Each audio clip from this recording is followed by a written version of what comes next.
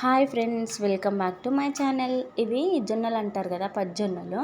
అయితే వీటిని ఎక్కువ డయాబెటిక్ పేషెంట్స్ అట్లా తింటారు కదా. ఇప్పటి వరకు నేను దీంతో అయితే ఇడ్లీ, దోశ, ఇంకా రవ్వతో అయితే మన జావా పిండితో అయితే చపాతీ అయితే చేసినాను. అయితే ఫస్ట్ టైం దీన్ని ఈవినింగ్ స్నాక్ లాగా చేద్దామని చెప్పేసి అయితే అనుకుంటున్నాను. ఈవినింగ్ స్నాక్ అనే కంటే మన తెలంగాణ భాషలో గుడాలంటే బెటర్ ఏమో నాకు తెలిసి చాలామందికి అర్థమైపోయి ఉంటుంది. అయితే ఈ జొన్నలను మార్నింగ్ 11 o'clockకి మంచిగా వాష్ చేసుకుని నానబెట్టేసుకున్నాను. ఆల్మోస్ట్ 7 hours అయితే నానినాయి.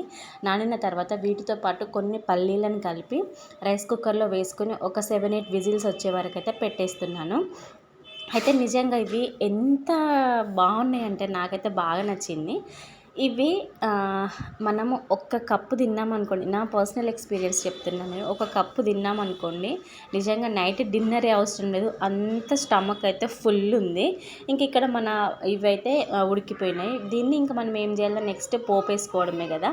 ఇంకా నేనైతే ఇక్కడ పోపు కోసం అయితే ఏం చేస్తున్నానంటే, మన ఇవి ఉంటాయి కదా, ఒక చిన్న ప్యాన్ పెట్టుకొని దాంట్లో ఇంకేం యాడ్ చేయలేదు. ఆనియన్, 2-3 పచ్చిమిర్చి, ఎండుమిర్చి, ఇంకా కరివేపాకు మాత్రం యాడ్ చేసినాను. కొంచెం పసుపు అండ్ ఉప్పు. మనం ఇవన్నీ ఆ పోపంతా వేగిన తర్వాత ఏవైతే మనం ఉడకబెట్టుకున్న గింజలు అయితే ఉన్నాయో వాటన్నింటిని దాంట్లో వేసుకొని ఒక 1-2 minutes అట్లా కలుపుకొని పక్కన పెట్టేసుకోవడమే.